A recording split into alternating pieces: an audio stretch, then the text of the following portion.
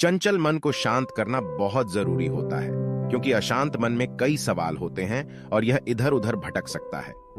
गौतम बुद्ध मन को शांत करने के आयामों के बारे में बताते हैं। हम सभी जानते हैं कि व्यक्ति का मन बहुत चंचल होता है। यही कारण है कि मन अशांत रहता है और कई तरह के सवालों का जन्म भी अशांत मन के कारण ही होता है। यदि आप जीवन में शांति चाहते हैं तो इसके लिए जरूरी है मन को शांत करना। लेकिन मन को शांत कैसे किया जाए? गौतम बुद्ध से जुड़ी इस कहानी के माध्यम से आप जान सकते हैं कि मन को शांत करने का क्या तरीका है।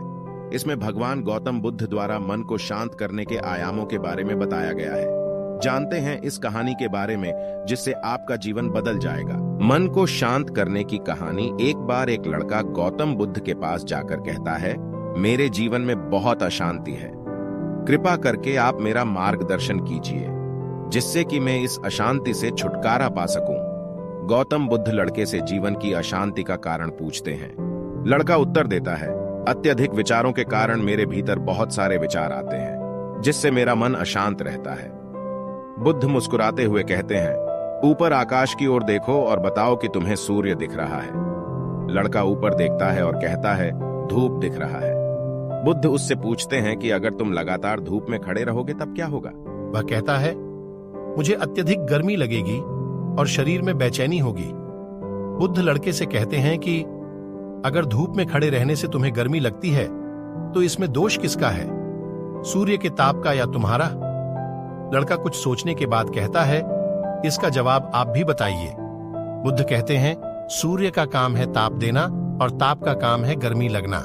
ऐसे में तो दोष तुम्हारा ही है कि तुम धूप में जाकर खड़े हुए जिससे कि तुम्हें गर्मी लगी। तुम्हें अगर शीतलता चाहिए तो तुम्हें छांव में रहना होगा।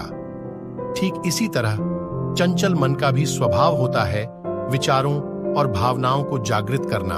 विचार क्षण भर के लिए होते हैं, लेकिन विचार से पैदा हुई भावनाएं देर तक टिकी रहती हैं। लेकिन यह तुम्हें निर्णय लेना है कि तुम्हें विचार और भावनाओं के साथ चलना है या अलग दिशा बनानी है। कैसे करें मन को शांत? बुद्ध कहते हैं, मन को शांत करने के लिए तन के आयाम पर काम करना सबसे आसान तरीका है। शरीर के स्तर पर हमारी कर्मेंद्रियां और ज्ञानेंद्रियां हैं। कर्मेंद्रियां कर्म और ज्ञानेंद्रियां ज्ञान से जुड़ी होती हैं। इससे हम अपनी संवेदनशीलता को बढ़ा सकते हैं, यानी हम जो भी काम करें उसे आनंद के साथ करें। मन के आयाम से हटकर तन के आयाम पर जाने से ही तुम्हारा चित्त शांत होगा। ऐसा करने से तुम मन के आयाम से हटकर शरीर के आयाम पर आ जाओगे, ठीक उसी तरह जैसे तुम धूप से हटकर छांव में आ सकते थे। मन के आयाम से हटने पर तुम्हारी जागरूकता तन पर आ जाएगी। जब तुम तन के आयाम पर काम करोगे तब तुम्हारा चित्त शांत होगा। इसलिए हर काम को तन के आयाम पर करने से मन स्वतः शांत हो जाता है। अपने मन के विचार और भावना को नहीं बल्कि सुर को सुनो।